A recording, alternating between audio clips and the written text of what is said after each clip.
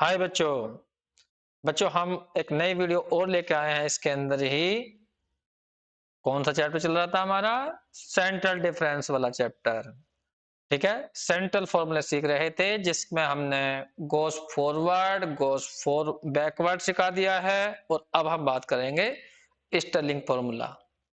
अब ये Stirling formula होता क्या है, देखिए मैंने यहाँ पे लिख भी दिया है इसके बारे में कि स्टर्लिंग जो फॉर्मूला बनाया गया है वो मीन लिया गया है गोस फॉरवर्ड का और गोस बैकवर्ड का। दोनों फॉर्मूलों के जो जो फर्स्ट टर्म है उनको जोड़ा, आधा करा। सेकंड टर्म जोड़ी, आधी करी। थर्ड टर्म जोड़ा, आधा करा। गोस फॉरवर्ड और गोस बैकवर्ड की बात की गई है यहाँ पर। और जो एक नया फॉर्मूला बनाया उसे कहा इन्होंने स्टर्लिंग फॉर्मूला। अब ये फॉर्मूला कब यूज होता है? ज्यादातर तो वो खुद कहता है कि भाई स्टर्लिंग फॉर्मूले से करिए तो करना है। ठीक है, वैसे मैंने यहाँ पे एक छोटी सी बात लिखी है, ये फॉर्मूला तब यूज करिए जब यू की वैल्यू तुम्हारी -1/2 और 1/2 के बीच में हो, तब यूज करिए। लेकिन वरना वो क्वेश्चन में देता ही है कि इससे ही करना है। लेकिन यहाँ पर समस्या चल रही है ऑब्जेक्टिव की। हम प्रूफ नहीं कर रहे, बता देता हूँ। वैसे प्रूफ में है भी कुछ नहीं इसमें तो। अरे दोनों का मीन तो लेना। लो मैं बता देता हूँ, इधर देखो। ये रहा, ये मैंने लिखा है गोस फॉरवर्ड और ये लिखा है गोस बैकवर्ड। ध्यान से देखना, इसका पहला टर्म क्या है? y0 जोड़ियो, आधा करियो। जोड़ो जो आधा करो। हम फर्स्ट टर्म की बात कर रहे हैं। फर्स्ट टर्म की इस वाले टर्म की इस टर्म की इस टर्म को जोड़ो, आधा करो। ऊपर वाला फॉरवर्ड का है, फॉरवर्ड, और नीचे वाला गोस बैकवर्ड का है। मैंने दोनों फॉर्मूले लिख रखे हैं यहाँ, मैं फॉर्मूला बना के दिखा रहा हूं तुम्हें। ठीक है, गोस फॉरवर्ड गोस बैकवर्ड, पहला पहला जोड़ो। 2y0 आधा करो तभी तो मीन निकलेगा। तो y0 देखो, फर्स्ट टर्म ये रहा y0, ये रहा। तो फर्स्ट टर्म जो आएगा वो आएगा y0 प्लस y0 कुल मिला के अपॉन 2, तो कुल मिला के y0। देखो फर्स्ट टर्म ये रहा। अब सेकंड टर्म देखो, सेकंड टर्म अलग कलर डाल देता हूं तो मैं निगाह पड़ जाए। ये है सेकंड टर्म, ये सेकंड टर्म। इसे जोड़ो, आधा करो, तो स्टर्लिंग फॉर्मूले का सेकंड टर्म निकल के आएगा। जोड़ो, दोनों में u कॉमन है, u कॉमन है, u कॉमन लिया, क्या बचेगा? डेल y0 प्लस क्या बचेगा? डेल y -1, और बटे में करना आधा। चेक करो, देखो ये रहा, ये रहा, ये रहा। थर्ड टर्म चेक करना है तो मैं थर्ड टर्म चेक करो। इसको जोड़ो और आधा करो, इसको जोड़ो, आधा करो। थर्ड टर्म निकल के आएगा। कॉमन देखो क्या क्या है, एक तो u है दोनों में कॉमन, अपॉन में 2 भी है कॉमन, तो u कॉमन लिया, फैक्टोरियल 2 कॉमन लिया, और डेल स्क्वायर y -1 कॉमन लिया। तो बताओ क्या क्या बचेगा? इसमें बचेगा u -1, इसमें बचेगा केवल u + 1, और अपॉन में क्या करना है फिर तुम्हें? आधा करना है।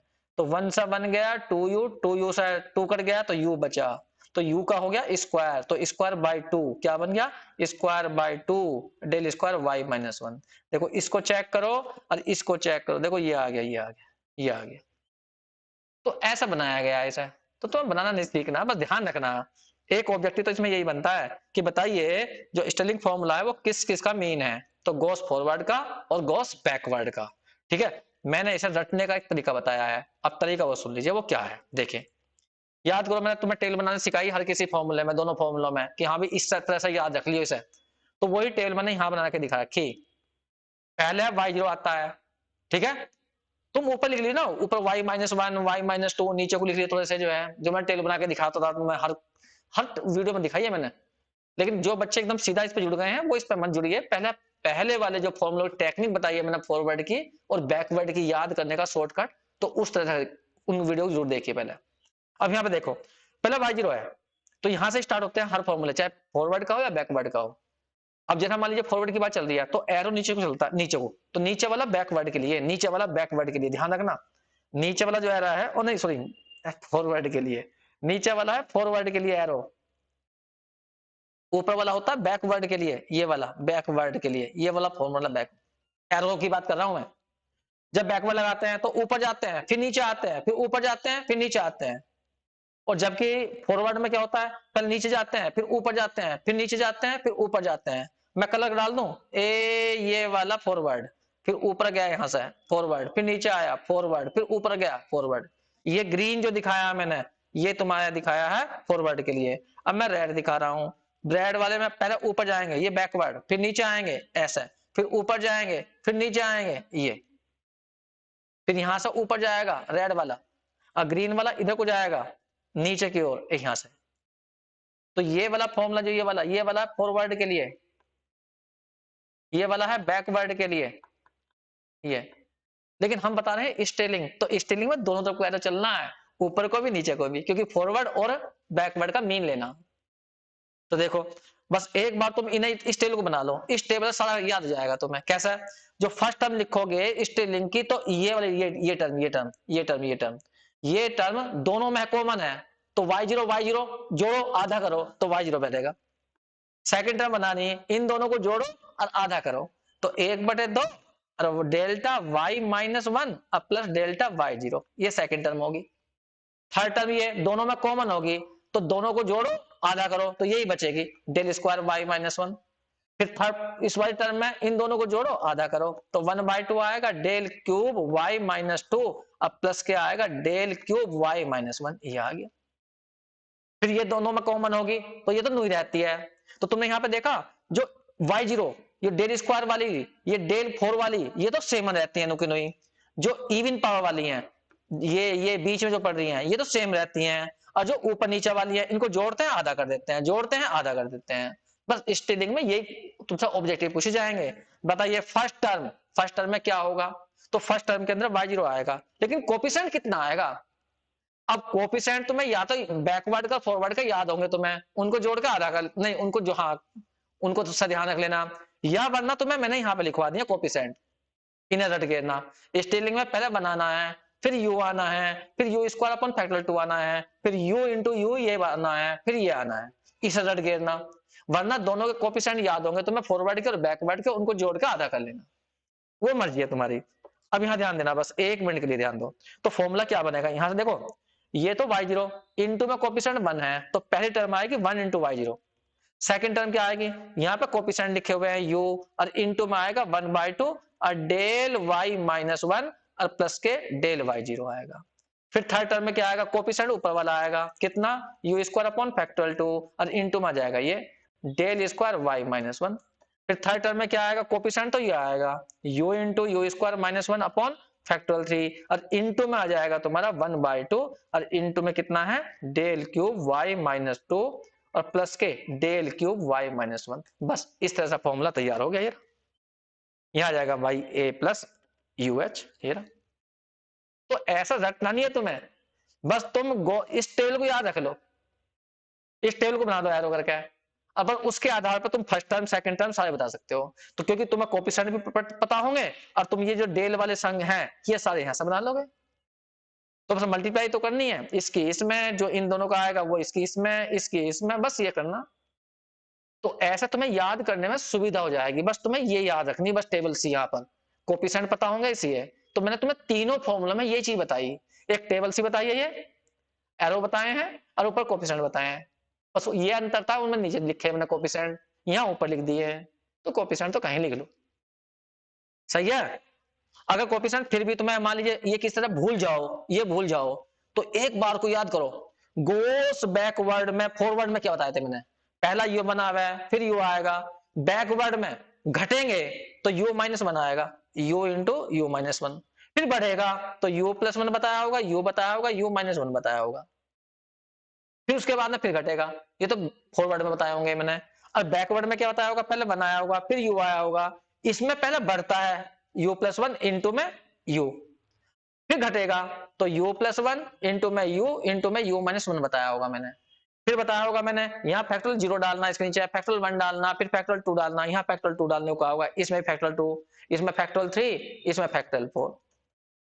तो ये तो फॉरवर्ड के हैं, फॉरवर्ड के कोफिशिएंट, और ये है बैकवर्ड के, चेक कर लो। देखो 1 1 1 ये रहा 1, इसमें u u ये रहा u u, दोनों में u u आएगा ना, फिर जोड़ो आधा करोगे। फिर ये देखो ये वाला इन दोनों में अभी तो करके दिखाया था ऊपर, अरे यहाँ नहीं करके दिखाए थे, यहाँ पर यहाँ ये नहीं करके दिखाए थे। पहला कोफिशिएंट देखो 1 1 है 1 1, तो इन दोनों को जोड़ दिया आधा कर दिया, इसमें u u को बना जाएगा दोनों में कोफिशिएंट, देखो इसमें u है इसमें u है, इसमें u माइनस 1 फॉरवर्ड में घटता है, जबकि बैकवर्ड में पहले जुड़ेगा u प्लस 1, ये बताया था मैंने सब कुछ वहां पर, ठीक है। तो इस तरह फॉर्मूले को याद करने की टेक्निक है। बस सीधा फॉरवर्ड याद रखो, बैकवर्ड याद रखो, उनके फर्स्ट टर्म को ऐड कर लो तो तुम फिर स्टिलिंग फॉर्मूला बना सकते हो। बस फर्स्ट टर्म को ऐड करो, आधा करो, सेकंड टर्म को आधा ऐड करो, आधा करो, तो इस तरह से याद रख सकते हो। लेकिन वहां पर जो क्वेश्चन जो है ऑब्जेक्टिव में ऐसे पूछा जाता है, वहां पे एरो दिए हुए होंगे इस तरह से, नो बताओ भाई किसका फॉर्मूला लिखा हुआ है, तो तुम बताना ये स्टिलिंग का फॉर्मूला, क्योंकि नीचे वाला इस साइड में चलते हैं, ये बैकवर्ड चलते हैं, ऊपर वाले को नहीं, नीचे वाले फॉरवर्ड चलते हैं, ऊपर वाले बैकवर्ड के। अब मैं क्वेश्चन करके दिखाता हूं, मैं फॉर्मूला नहीं याद रखूंगा, मैं सीधा क्वेश्चन करके दिखा दूंगा तुमसे। देखो क्वेश्चन क्या है, मैंने कर रखा है थोड़ा सा, ये रहा लिखा हुआ है, use the standing formula y35 है, वैल्यू निकालो, y35 है, टेबल ये रही, टेबल सबको बनानी आती है, कोई ऐसी बड़ी बात नहीं है। आर्गुमेंट है 20 30 40 50, 20 30 40 50। ध्यान रखना ये इक्वल इंटरवल पे चलते हैं सारे फॉर्मूले सेंट्रल वाले, अनइक्वल का केवल एक ही चैप्टर है, और उसमें दो फॉर्मूले थे, एक तो था न्यूटन डिवाइडेड डिफरेंस फॉर्मूला और एक था लैग्रांजे का। ठीक है, ये सारे इक्वल पे चलते हैं, सेकंड चैप्टर भी इक्वल पे है और ये चैप्टर भी इक्वल पर ही है, इंटरवल इक्वल ही होना चाहिए। अब यहां ध्यान दो, ये टेबल तुम्हें बनानी आती है, y की वैल्यू नोट कर ली, ये देखिए सारी y की वैल्यू, फर्स्ट फॉरवर्ड डिफरेंस तुम्हें निकालना आता है, सेकंड निकालना आता है, थर्ड आता है। अब तुम्हें यहां से कोई पूछ लगा नहीं भाई बैकवर्ड सोल्व करना, तो बैकवर्ड से देखो, ध्यान दो, प्लस सेंटर पहचानो, सेंटर क्या है 35 पे कहा है, 35 इससे नीचे आएगा 35, तो सेंटर इसे ले लो, तुम क्या होगा सेंटर यहाँ पे वैल्यू देखो 1 2 3 4 है, तो मिड पॉइंट कौन है 4 में, 30 भी है 45 40 भी है, तो कौन सा लेना है, तो देखो 35 पूछा, तो 35 देखो यहाँ पे 35 जो है 30 और 40 के बिल्कुल बीचों बीच है, तो सेंटर 30 को माना 40 को माना है। अब यहाँ तुम्हारी छूट है, वरना जिसके नजदीक होता है उसे मानते हैं। अगर मान लो क्वेश्चन देता मुझसे 33 में बताना, तो 33 30 के ज्यादा नजदीक है, 40 दूर है, तो सेंटर 30 को लेकर चलते हैं हम। अब उसने 35 कह दिया, अब वो तुम बीच में बैठ रहा, तो चाहे तुम सेंटर 30 को ले लीजिए या सेंटर तुम 40 को ले लीजिए। देखिए इवन वाले में हमेशा यही समस्या होती है, इवन वाले में दो सेंटर बैठते हैं, मिड पॉइंट दो बैठते हैं, तो तुम्हें सेंटर किसे बनाना है, जिसके नजदीक क्वेश्चन पूछा गया हो। अगर 30 के नजदीक है, 30 क्वेश्चन नजदीक है तो 30 को सेंटर बनाओ, 40 के नजदीक क्वेश्चन है तो 40 को बनाओ, बिल्कुल बीचों बीच बैठ रहा है तो कोई से बना लो।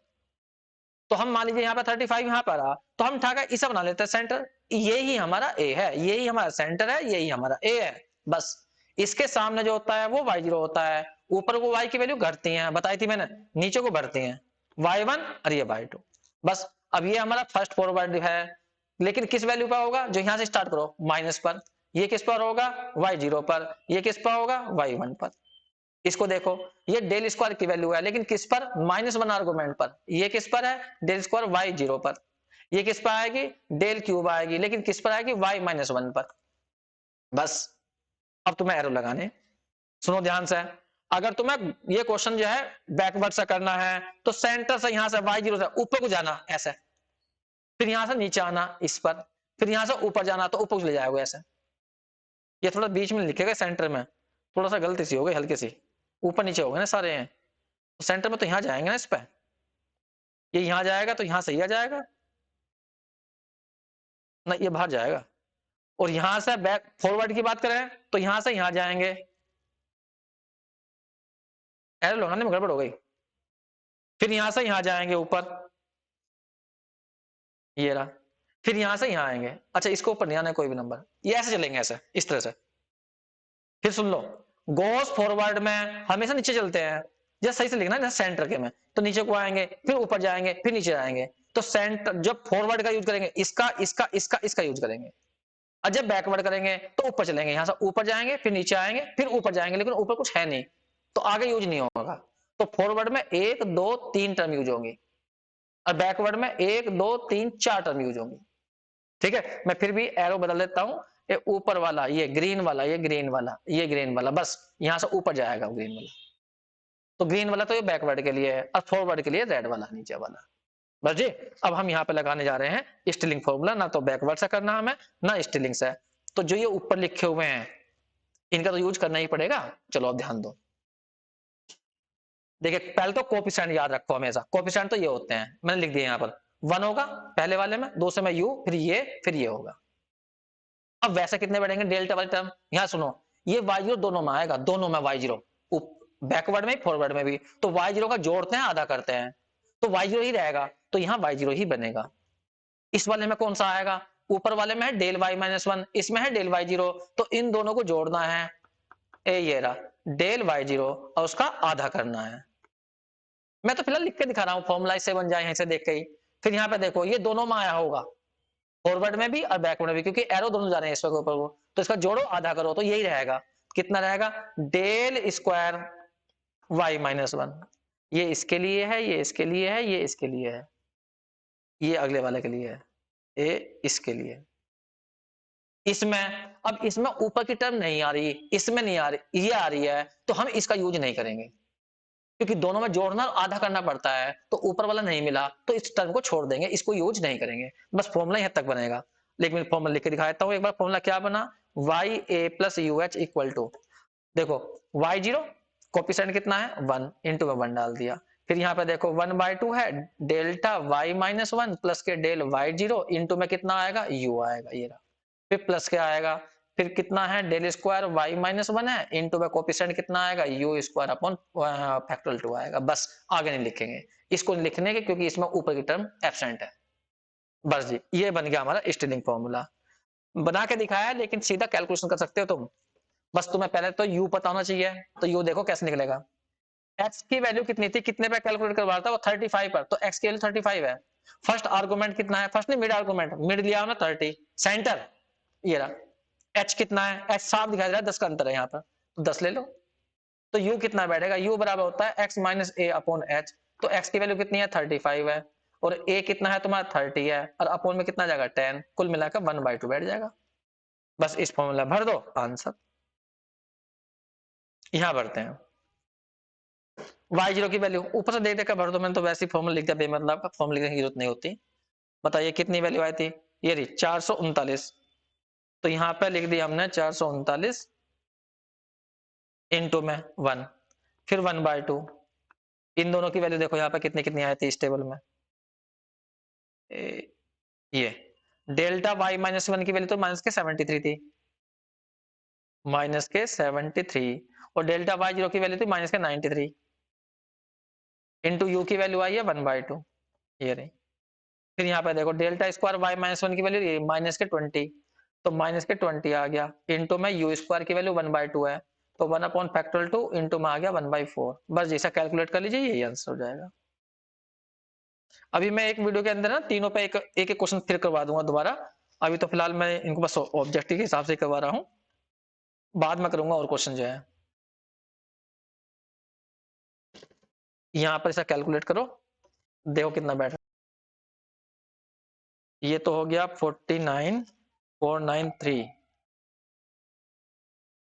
ये बैठ जाएगा लगभग तुम्हारा माइनस के, माइनस बाहर ले लेना 1/4 यहाँ आ जाएगा, एक कहीं गलती हो गई क्या, u की वैल्यू तो 1/2 थी ना, सही तो आ गया 1/4 हो गया, और माइनस के 3 6 ये हो गए, 9 6 16 ये हो गए 116, और माइनस के 20 यहाँ आ गए, 4 पंजे 20 कर दीजिए, तो माइनस के 5/2 आ गया, माइनस के 5/2, चलो कैलकुलेटर तुम कर ही लोगे, 439 मोबाइल की जरूरत पड़ेगी मुझे, 4 से डिवाइड करेंगे, 4 चौक 16 लगभग 0.5 करीब आ गया, और माइनस के हो जाएंगे 2.5, तो सोल्व करने के बाद में 2 3 और 12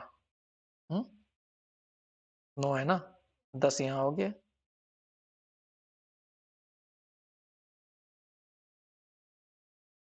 ये कितना बैठ जाएगा 39 41 और 2, और 5 इसमें है, 5 इसमें है, 5 5 10, ये तो एक हो गया, ये हो गया 10 2 12 13 बैठ गए ना, 13 4 3 7 1 8, 483 करीब बैठ रहे हैं, अरे ये प्लस का है, ये गलती कर दी है, अरे यार इतनी बड़ी गलती कैसे हो गई, चलो कैलकुलेट कर लियो अपने आप जो बैठेगा, बस वही आंसर है जो है, या मैं करूं, 1 मिनट में वीडियो पॉज करता हूं, देखिए बच्चे लगभग इतना बैठ रहा 395 के करीब जो है, ठीक है ऐसा चेक कर लियो, और ठीक बच्चों, तो ये मैंने तुम्हें जो है ऑब्जेक्टिव के हिसाब से ही क्वेश्चन करवाए हैं, ज्यादा बड़े क्वेश्चन हमने नहीं लिए हैं क्योंकि इनमें फिर कैलकुलेटर की जरूरत पड़ती है और हम बिना कैलकुलेटर कर रहे हैं अभी जो है। ठीक बच्चों, थैंक यू।